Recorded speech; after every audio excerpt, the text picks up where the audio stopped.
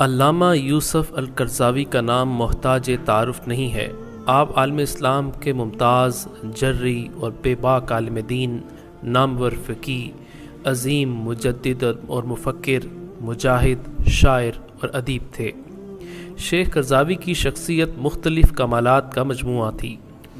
حق گوئی، مظلوم کی تائید اور ظلم کے خلاف جد و جہد علامہ کی شخصیت کے بنیادی عناصر تھے۔ علامہ قرضاوی نے جہاں قرآن و سنت کی خدمت کے لیے خود کو لگایا، علم و فکر کے چراغ روشن کیے، فقہ و اجتہاد کے میدان میں امت کی خدمت کی، وہیں انہوں نے عالم اسلام کے مختلف مسائل میں بے باکی کے ساتھ اظہار خیال بھی کیا۔ علامہ قرضاوی نے اپنی پوری زندگی علم کی خدمت، اسلام کی سربلندی کے لیے جدوجہد میں صرف کی۔ ان کی کوششوں کا دائرہ بہت وسیع اور مختلف میدانوں میں پھیلا ہوا ہے۔ علامہ کی علمی اور ملی کاموں کا ایک حصہ امت کے مسائل میں رہنمائی اور عالم اسلام کے متعدد مسائل میں ان کے اجتہادی اور مجاہدانہ کردار سے متعلق ہے۔ آپ کا تعلق مصر سے ہے، لیکن گزشتہ 4 دہائیوں سے آپ قطر میں قیام پذیر تھے۔ 100 سے زائد مارکۃ الآراء کتابوں کے مصنف تھے۔ اکثر کتابوں کے ترجمے دنیا کی مختلف زبانوں میں بھی شائع ہو چکے ہیں۔ آپ کی زکوٰۃ، اسلامی قوانین کی تشریح اور اسلامی نظام کے نفاذ سے متعلق کتابوں نے عالمی شہرت حاصل کی اور اسلامی جدوجہد کرنے والوں کے لیے مشعل راہ ثابت ہوئیں۔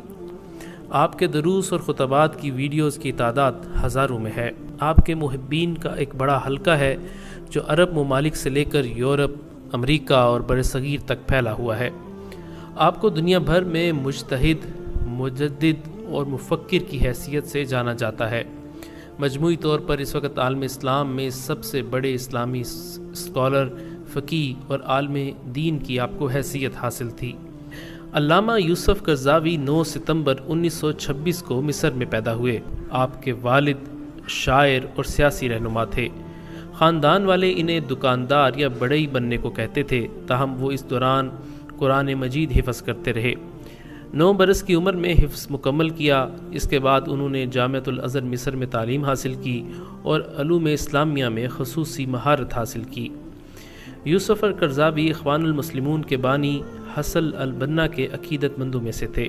اخوان المسلمون کے ساتھ تعلق اور ان کی بعض تصانیف کی وجہ سے انہیں کئی بار جیل بھی جانا پڑا۔ آپ مصر کی وزارت برائے مذہبی امور میں بھی کام کرتے رہے۔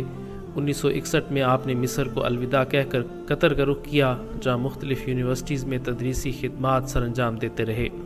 اسی طرح وہ الجزائر کی یونیورسٹیز میں مختلف ذمہ داریاں ادا کرتے رہے۔ 2011 میں جب مصر میں حسنی مبارک کی حکومت کا خاتمہ ہوا تو آپ نے 1981 کے بعد پہلی مرتبہ اپنے دیار مصر میں قدم رکھا اور پہلی مرتبہ عوامی سطح پر مصر میں آپ نے ایک مجمع عام سے خطاب کیا جس میں تقریباً 25 لاکھ عوام تھی۔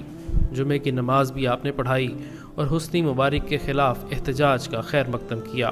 آپ طویل عرصے تک اخوان المسلمون میں سرگرم رہے۔ اخوانی قیادت نے مختلف مناصب کی پیشکش کی، لیکن انہوں نے انہیں قبول نہیں کیا۔ یوسف القرضاوی یورپین کونسل برائے فتویٰ اینڈ ریسرچ کے سربراہ تھے۔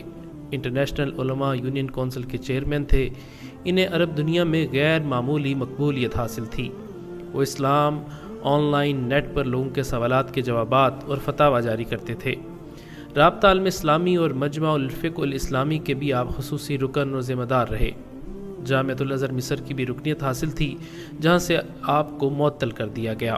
مسلمانوں کی اکثریت آپ کو معتدل، قدامت پسند اور جدید حالات سے ہم آہنگ عالم قرار دیتی تھی۔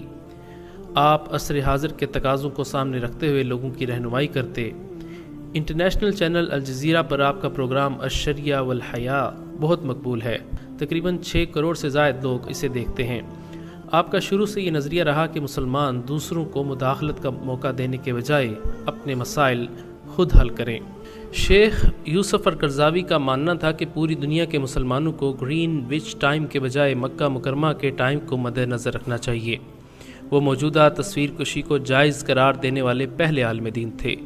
وہ عالم اسلام میں جمہوریت کے قیام کے بھی حامی تھے۔ ان کا کہنا تھا کہ مشرق وسطیٰ میں سیاسی اصطلاحات کی شدید ضرورت ہے۔ امریکہ میں 1999 سے آپ پر پابندی عائد تھی۔ 2008 سے برطانیہ نے بھی آپ کے جانے پر پابندی لگا رکھی تھی، قبل ازیں 2004 میں آپ نے برطانیہ کا دورہ کیا۔ اس کے علاوہ بھی مغرب کے کچھ ممالک نے آپ پر پابندی لگا رکھی تھی۔ کچھ عرصہ قبل سعودی عرب، متحدہ عرب امارات، بحرین اور مصر کی جانب سے قطر کا سفارتی بائیکاٹ کیے جانے کے بعد مذکورہ ممالک نے دہشت گردوں کی ایک فہرست جاری کی، جس میں 59ویں نمایاں شخصیات اور 12 خیراتی اداروں کا نام شامل ہے جنہیں دہشت گرد قرار دیا گیا۔ ان میں علامہ یوسف قرضاوی کا نام بھی شامل تھا۔ اسلام کی نشر و اشاعت اور دینی علوم کی خدمت کی بنیاد پر آپ کو 10 اعلیٰ ترین ایوارڈ مل چکے ہیں، جن میں سعودی عرب کا شاہ فیصل عالمی ایوارڈ، دبئی انٹرنیشنل ہولی قرآن ایوارڈ، سلطان حسن البنا ایوارڈ سر فہرست ہے۔ یہاں یہ بات بھی قابل ذکر ہے کہ ایک طویل عرصے تک آپ سعودی عرب اور آل سعود کے یہاں بہت اہمیت کے حامل تھے۔ ان دنوں ایک تصویر بھی سوشل میڈیا پر وائرل تھی جس میں سابق سعودی فرمان روا شاہ عبداللہ انتہائی عقیدت کے ساتھ علامہ یوسف قرضاوی سے ملاقات کر رہے ہیں۔ بتایا جاتا ہے کہ سعودی حکومت نے علامہ قرضاوی کو کئی اہم عہدوں کی پیشکش بھی کی تھی، لیکن انہوں نے قبول کرنے سے انکار کر دیا۔ علامہ یوسف قرضاوی علالت کے بعد پیر 26 ستمبر 2022 کو 96 سال کی عمر میں انتقال کر گئے۔